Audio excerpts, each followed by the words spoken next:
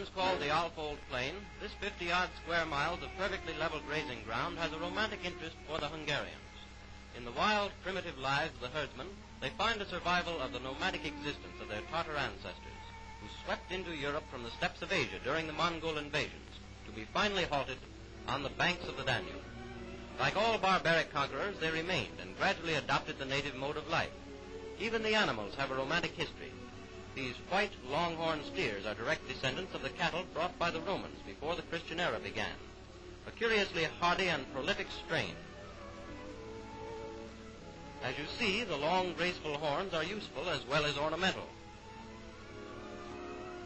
For 8 months of the year, flocks and herds of every kind roam this wild region, each with its human caretaker, guarding it day and night.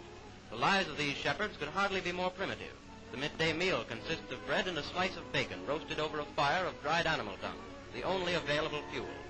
Tending these 6 curly-haired pigs is the life work of this ancient relic. As in every other part of the world, social distinctions exist, and here they are dependent entirely upon the kind of animals in their charge. Swineherds and shepherds are at the bottom of the social ladder, the horseman at the top. The dash and danger of his life makes him the aristocrat of the range. His horses are a fast, well-built native breed and graze over the entire plain.